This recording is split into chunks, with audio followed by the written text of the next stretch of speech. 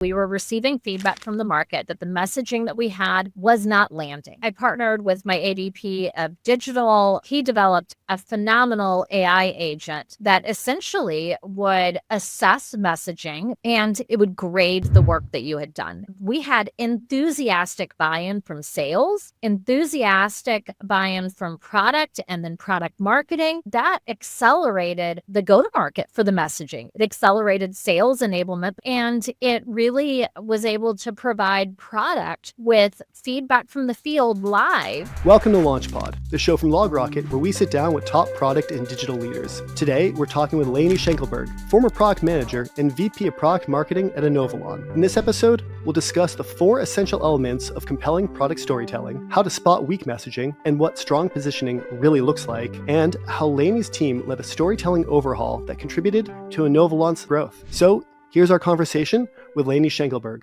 All right, Lanie, thank you for joining us today. I'm really stoked to have you on. Welcome to the show. Thanks for coming. Thank you so much, Chef. I'm really excited to be here and thrilled that you invited me to join you today. Yeah, and now for people who are listening, if you haven't noticed, we're doing something a little different than usual.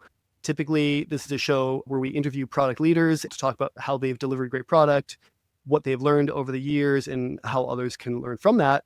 But one thing I've seen from kind of going and talking to, at this point, hundreds of product leaders across the country is, go-to-market and messaging and positioning are intrinsic parts of how you do this successfully. But it's one thing that maybe just more and more people I've talked to feel a little underprepared for. You, Lanie, are an expert in the topic, but first of all, before we jump into background or anything like that, why is messaging and storytelling and positioning so important? Like, why do product leaders need to know this? My dirty little secret is once upon a time, I was a product manager, so I understand what that life is like. Often product managers feel that their product is their baby. And what is so incredibly important about product marketing's role with product in order to make go-to-market successful is to really ensure that the story that we're telling about the product is speaking to the hearts and minds of the buyer. So you're going beyond the exceptional engineering that went into building the product, the phenomenal features, the great functions. We're really talking about the big win that your customers can achieve through only your product.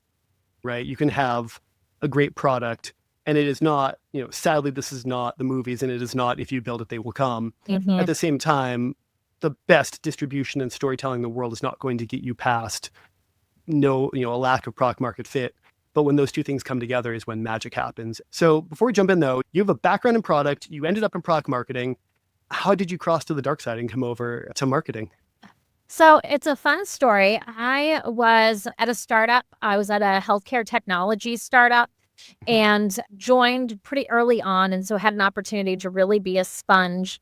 Actually came in doing support, moved over to implementations, then became a product manager because I was in roles that allowed me to get very close to the customer. And I was fascinated by the voice of the customer. So I was a product manager for about 4 years and was working on solutions for the healthcare industry to help all the players in the healthcare industry focus more on the value of healthcare and the quality of healthcare over the volume of it. And we were faced with really amazing product market fit at the time, but it was an emerging solution category. And so my chief marketing officer came to me and said, hey, I think we need product marketing because I'm going to all the analysts. They can't tell us what buyers expect. We're going to have to figure this out on our own. And so I want you to come over and create the product marketing function with me. And I said, sounds great. What's product marketing? And he said, listen, let's focus on the, how we tell the story, on messaging. We're going to deeply understand the market landscape, competitive intel, and the voice of the customer so that we can achieve excellent positioning. And once I got into the product marketing function, I really fell in love with it because I felt like I was able to be the translator for the product management function and how we tell that story out to the buyer that's really going to translate the heart of the product into the big win for the customer. So what that achieved was this kind of aha moment between product management and the buyer. I always felt like there was a difficulty in translation between the two. And so narrative design and storytelling is one of my tricks to help solve that challenge. And this is interesting because product marketing, I think, is one of the roles that, even as someone who's been in marketing for 20 years, it tends to be a little misunderstood because a lot of companies is just kind of, they make case studies, they write some content, and that's not what great product marketing is in this case. Like, in reality, the importance of positioning and the storytelling behind the product is not, let's go tell a great case study. That can be part of it, but it's, we have a head of product marketing here named John, who for our last release, he talked to 100 plus product people before we launched it to get the right, are we tackling the exact right problem? Product and product marketing can kind of hold each other accountable to, are we building the right thing? Are we being honest with ourselves? And then are we telling it the right way? And I'll be honest, once we started looking at it that way, we had so much stronger results with everything we kind of put out into the market.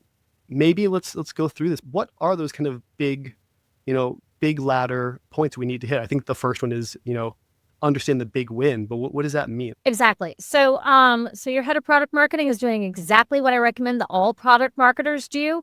Go talk to your customers. You cannot do product marketing in a fishbowl. You cannot do product marketing and excellent storytelling by only talking to the people within your organization, because then you're going to have a really limited view. Oftentimes, when you get out there and you talk to the customers, you may find out that the big win that they're achieving is actually different from the one that you thought that they were going to find so valuable. So that's step one. Step one is talk to your customers, and then you have to ask them the right questions too. I think in the area, particularly of B2B, which I think a lot of product folks are focused on, we have fallen victim to this notion that we have to sound extremely intellectual, and we've got to use big words, and we've got to have lots of jargon. At the end of the day, though, you're still human beings selling to human beings. And you've got about 3 seconds to capture somebody's attention before they scroll on by. So you've got to make sure you're asking the right questions. How would you feel if you did not have our product any longer? And that's a really interesting one, because you will get a response back that typically is centered around an empathetic answer. What would you say to your CFO if he walked up to you tomorrow and said he was going to yank funding for this product, and you had 5 minutes to convince him not to do so? We've uncovered a tremendous amount of insight from our customers that we would not have been able to determine by just having these conversations internally. So that's step one. Go interview your customers, ask the right question. If you want a guide of what kind of questions to ask, I highly recommend Emma Stratton's book, Make It Punchy. She gives you a model right in there to use, and I'm going to talk a little bit about her model today. But have that interview guide, go talk to your customers. Customers are generally very happy to talk about their pain, their goals, and how they feel about product that they've purchased. And then through doing that, you should be able to understand what is the big win your customers are able to achieve. The big win is not typically access to analytics or a cool new dashboard. Typically, the big win might be something like what a customer told me not too long ago. The big win for a customer I was calling up is that their staff could take time off during the busy season, because a product that my organization had, it increases efficiencies, reduces administrative burden, automates, and with other products, they couldn't allow their staff to take a day off during the busy season. And we had never really thought about it like that. And so we started kind of peeling back that onion, and we want to understand, okay, great. What are the other benefits of the solution? And we started to glean that from our customers. And now a lot of the messaging that we lead with and the stories that we tell are centering around that big win of, you can attract the right talent, you can retain the right talent, because they have a better work-life balance and they have a better experience than they will at other organizations that don't have the right tech stack in place.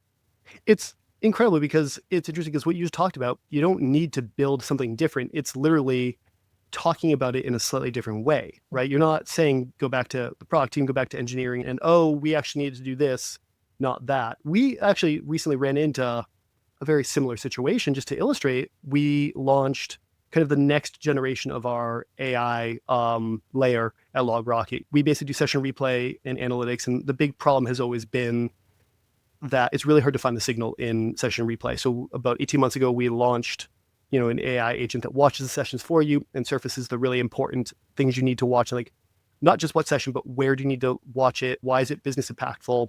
All those kinds of things. And the next thing we had done and just recently released was basically this idea of it will now integrate across your whole product stack and, watch for releases from your Jira or your Linear or something and be able to tell you proactively, hey, we saw that you launched something.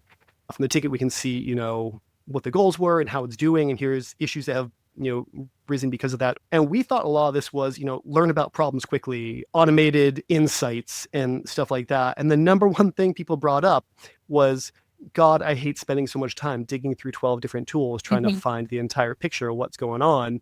And that was the thing that they were excited about, framing it in that sense of, as a product person, you're overwhelmed by data and you have all these sources you have to go to.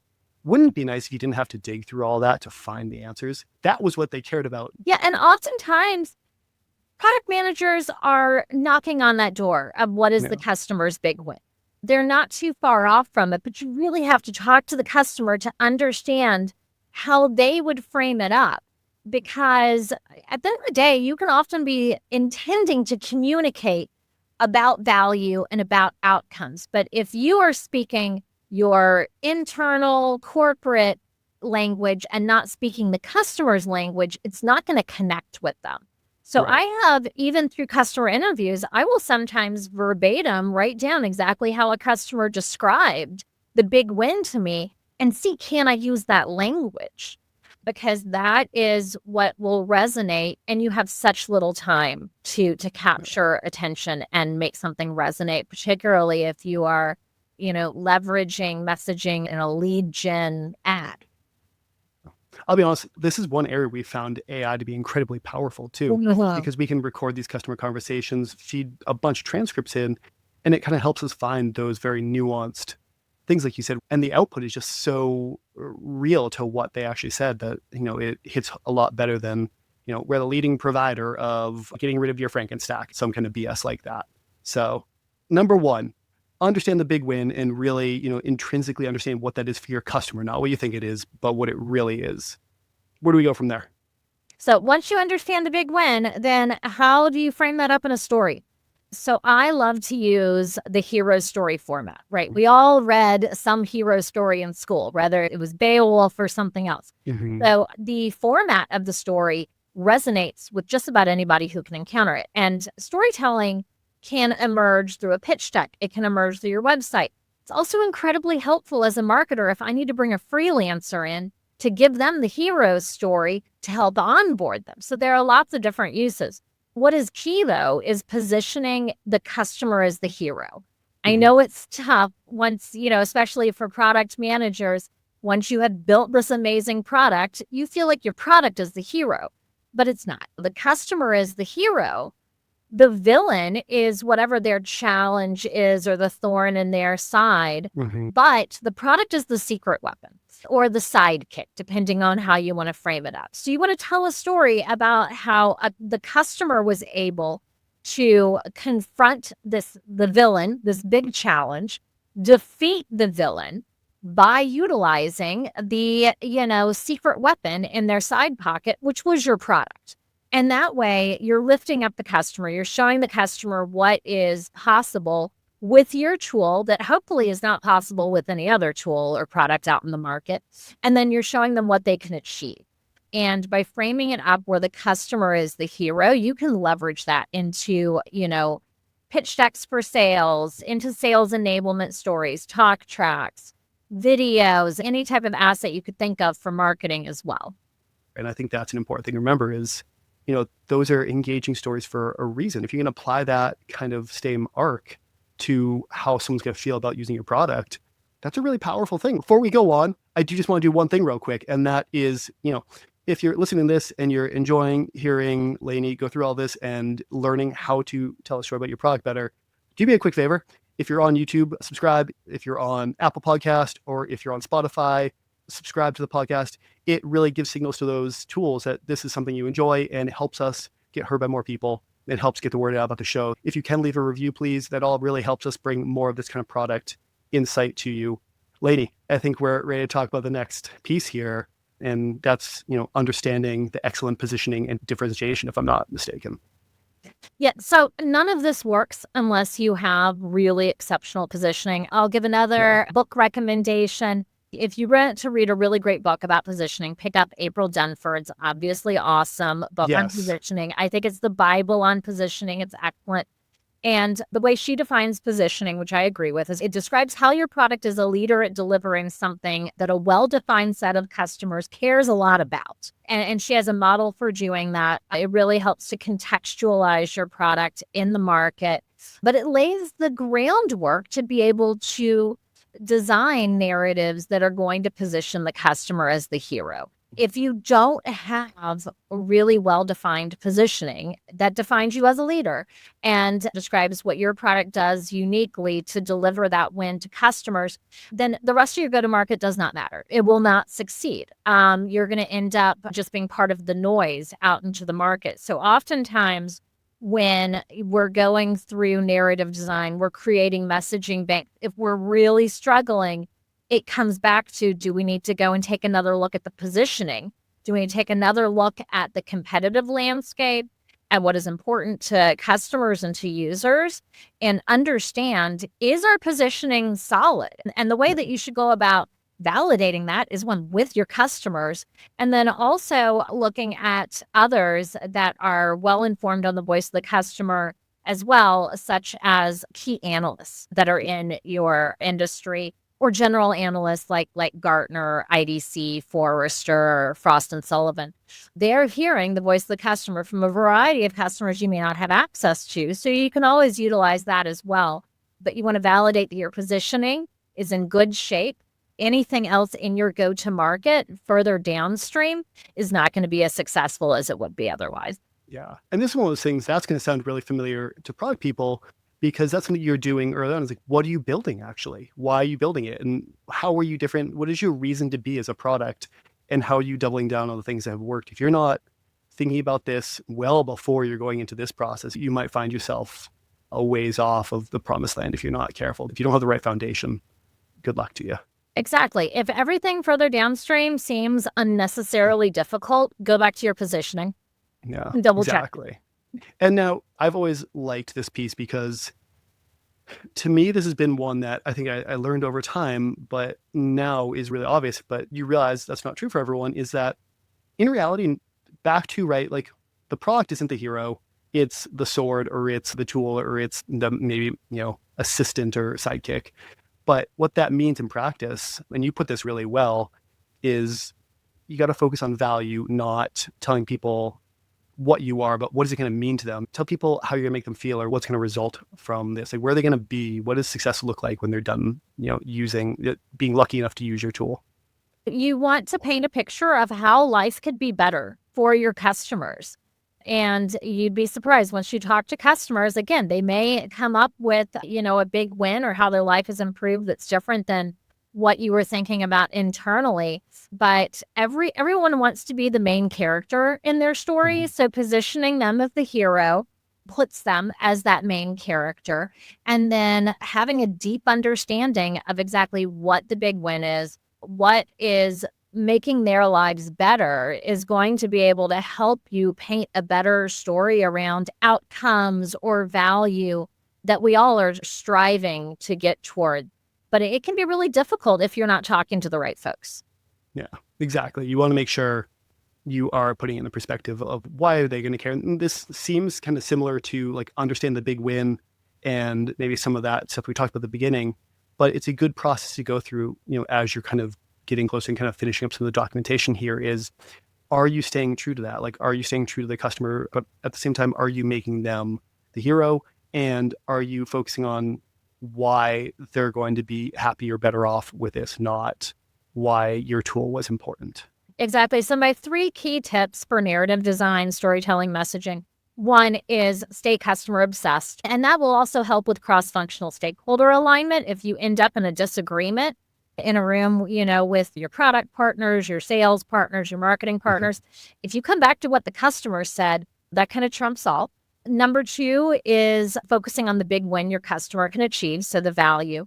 And then number three is using the right language. So we have found ourselves, particularly if you work in tech, bogged down with jargon.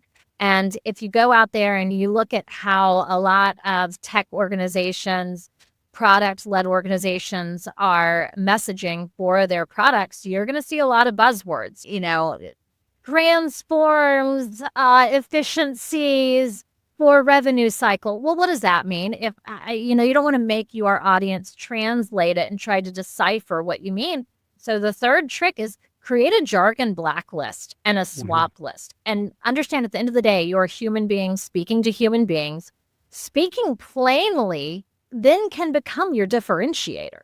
And so we've seen tremendous success with that. And again, that's something that Emma Stratton covers in her book, Make It Punchy. The end goal is getting away from all the jargon. And you have such a limited amount of time to capture folks' attention. We found a tremendous amount of success with taking that approach in terms of messaging and the language. Yeah. Now, I think it's important, it's good to kind of talk through what are the points of this, but I've always found kind of the most helpful thing to be, what does this look like in reality? We're very lucky that, over at Inovalon, you did this very recently. And, it was a fairly complex story that you were able to turn into, how do you focus on the customer? How do you make the customer the hero? What is the big win? In all these specific details, what did that look like in practice? And how did you drive a successful outcome from this? Absolutely. So at Inovalon, we have 4 different business units. We have an enterprise product portfolio of about 75 products and add-ons. So I have a team of 15 product marketers that handle the storytelling, messaging, and a variety of other responsibilities. But we had to do this at scale, and we had to do it really quickly because we were receiving feedback from the market that the messaging that we had was not landing. Our buyers were having to translate in their head what it meant. We were trying to speak about value, but it was value from the perspective of Inovalon, not value from the perspective of the customers. So we decided, let's stand up new messaging banks for every single product and add-on. We wanted to do it rapidly. And so I started out with hosting a book club. First, we have to teach everybody the model. I used the Make It Punchy book by Emma Stratton. And we held a book club meeting weekly for about a month to get through the book. And I basically drafted cliff notes every single week in case somebody maybe didn't make it through the book. And then we brought everybody to headquarters, which is in Bowie, Maryland, just outside of DC. And I locked product marketers along with content marketers, a representative from sales and a representative from product, each in rooms to go over the product portfolio that they were assigned to. Now, one of the challenges we had to overcome was I can't be in 15 different rooms at once. And so we needed to have basically an AI version of me to help check people's work and provide guidance, because I was still physically there, but I was going to the spots that needed me the most. And so I partnered with my AVP of digital, Chris Marin. He developed a phenomenal AI agent that essentially would assess messaging based upon those 3 components we spoke about earlier. So being, outside in, customer centric, focused on the big win, and de-jargoned. And it would grade the work that you had done. And so it would give, an A, a B, a C. And when you've got somebody in there from product, somebody from sales, somebody from marketing, this creates a kind of competitive bunch. So as they were working through the messaging, and I had developed worksheets that basically operationalized all of the tips and tricks from the Make It Punchy book, and all of the exercises that you can do to arrive at, what is your value prop? What are your benefits? What are your features? And how do you write the hero story? Once they would produce, say, a value proposition, which is the big one, they would pop it into this AI agent, and then the AI agent would come back and say, you got a B+, but here are some tips and tricks that you could do to get yourself up to an A. What this resulted in is it gamified the process for us. So, while I had kind of locked, 15 different teams into 15 different rooms, they didn't experience writer's block. They were able to maintain momentum, excitement, enthusiasm between a cross-functional group. And everyone was really focused on getting that, A or A plus from the AI agent. And then when I went back through and I reviewed every single messaging bank after they were produced, it was really clear they were all being held to the same standard. Mhm. Interesting byproduct of that exercise is we had enthusiastic buy-in from sales, enthusiastic buy-in from product, and then product marketing. Everybody was on the same page because they were all involved in it and they all had a voice. And so that accelerated the go-to-market for the messaging. It accelerated it through content marketing, writing the copy that resulted from the messaging banks. It accelerated sales enablement because they were in the room and part of the creation of the messaging bank. So they intrinsically already knew it. And it really was able to provide product with feedback from the field live and insights from all of the stakeholders in the go-to-market so that then product could go back and, in some cases decide to focus more on different projects based upon what we had landed on for the value prop. And I think it's important to point out, like, you didn't just magically have this stuff in your head where you then created this AI agent for them to interact with. This came from before any of that. You talked to tons of customers and you started going into this, but this is where that kind of story about the value was not, X or Y. It was that you can actually take a day off during the busy season still. Exactly. So we came to the table with insights from customer interviews. That was the basis for the workshops. Is there was homework that our product marketers did, and they were calling up customers and interviewing them before we ever went in, so that we came to the table with a workshop guide and then customer interviews. And so as folks were working through what is the big win customers could achieve, they're going back to those customer interviews. In some cases, they were re-engaging with the customer halfway through to go, hey, am I on the right track? Does this sound right to you? And customers were incredibly enthusiastic to answer any question.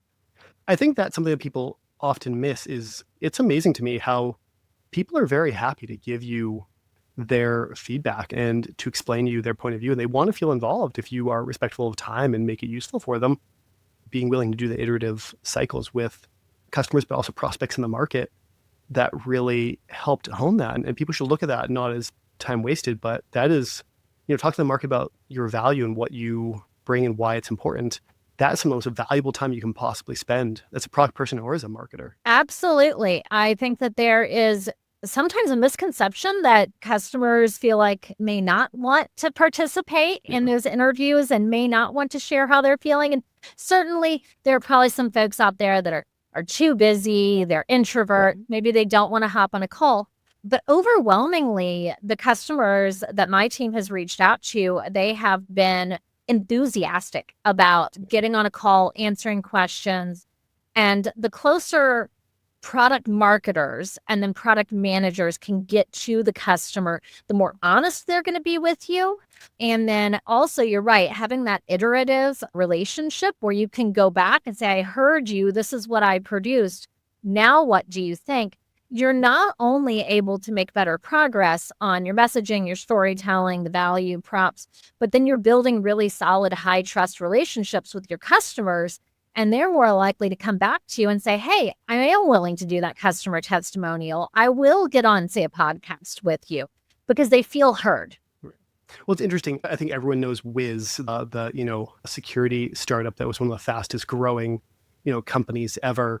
But I remember reading a piece about how they achieved that, and it was obviously a huge part of it was just great product market fit. But what the person went into in the article was a lot of what I think it was an accelerator, incubator, kind of whatever, choose your word there, that they were a part of early on. A lot of it was focused on finding great talent, but a lot of it was also they had this network of CISOs who they gave access to their companies to. And Wiz would go and basically talk to this huge network of CISOs who would also be great buyers to find out what they needed and go build and come back and go, is this right? And they go, I wish you could do this and this. And they'd go back and do it and come back.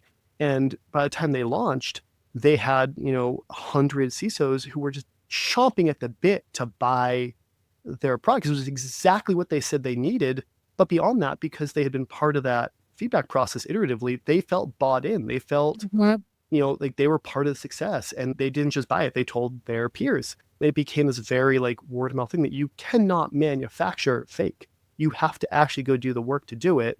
It has to be just amazing product market fit and having people feel identified and seen. 100%. I mean, there is some nuances in how you have those conversations, right? And you could very easily fall into the pitfall of you now have a product that is over-engineered and has a million features because you essentially were talking to a handful of customers that had lots of great ideas, but you weren't peeling back that onion on why they thought that feature would be helpful to them. Tend to ask a lot of peel back the onion questions when I'm talking to customers, because sometimes a customer will jump straight into solutioning. I really don't want the customer to solution. I want the customer to tell me, what are their pains? What are their goals? How could their life be improved? And then I look to product and engineering to figure out what those solutions will look like so that we can be sure that they're scalable and they make sense for a variety of different use cases. Exactly. If it was as easy as just asking people what they wanted and building that, you'd only have to talk to them once. This is why the iterative process is so important, but it's also why the framework you laid out is so important. Keep in mind, right? How do you make the customer the hero? What is the big win that you're delivering to them? Exactly. 100%. Awesome. Well, I am really stoked we were able to do this because I think we were able to kind of really dive into how do you do great storytelling? How do you ensure that you're doing the right things around talking to customers? And how do you make the best time of that and build the narrative, like you said, so you don't just build a bunch of little point things that people just randomly asked for.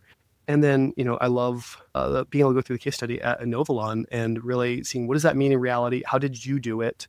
But yeah, I really appreciate you coming on, Lanie. This is a great conversation. I feel like I learned about positioning even more than before. And I've been doing marketing for 20 years at this point. So hopefully some of the listeners did.